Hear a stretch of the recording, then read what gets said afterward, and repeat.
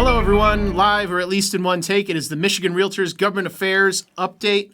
I'm Brad Ward. And I am Brian Westrin. And we are wishing all of you a happy 2023.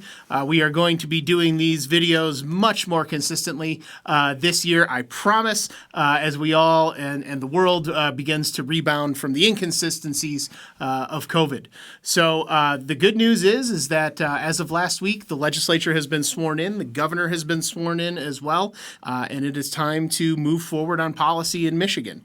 For the first time in 40 years, the Democratic Party controls both the House and the Senate. We have a lot of new faces thanks to term limits and redistricting.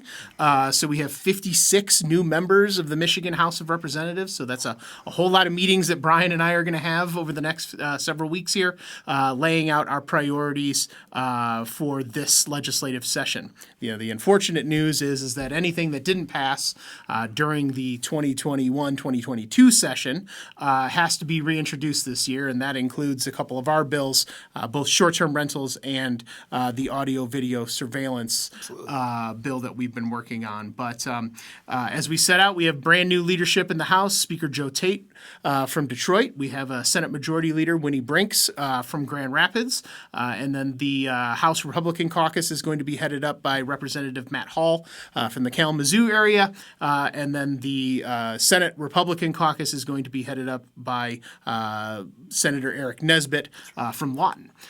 So we have a geographic disbursement of all of our leadership. We're excited to get underway.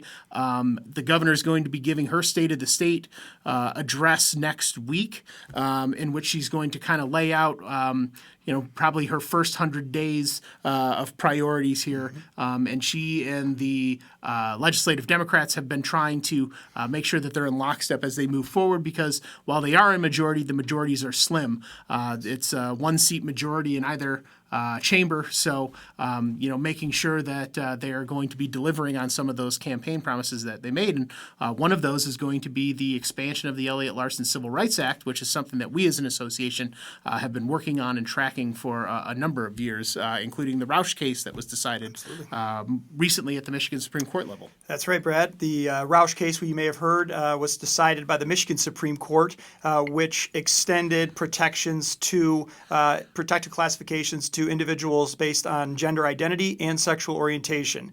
The argument was obviously out there that prevailing public policy and activity at the legislature wasn't quite getting it to the finish line. So the Supreme Court ultimately heard this consolidated case and ruled in favor of including those as protected classifications.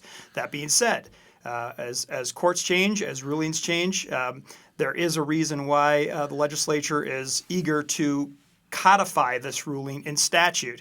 So we're hopeful to see the legislation that will be put forward. Obviously, Michigan Realtors supports inclusion of gender identity and sexual orientation as protected classifications, as our statement of public policy dictates, but also in line with our code of ethics. Yeah, and it's really moved to a broader economic issue also for the state. There's a business coalition, which we're members of, that is talking about the fact that we have job and talent attraction and retention that we want to have in this state, and this is a big piece of it. And obviously, the housing protections are near and dear to the hearts of this association.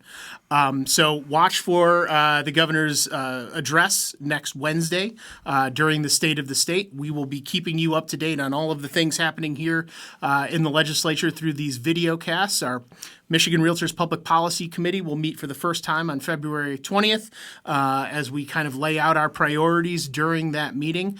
And we're very blessed here to be moving into a new year with new opportunities, new challenges, and we very much look forward to working with all of you. So in closing, I am Brad Ward. And I am Brian Westrin. And that is your Michigan Realtors Government Affairs Update.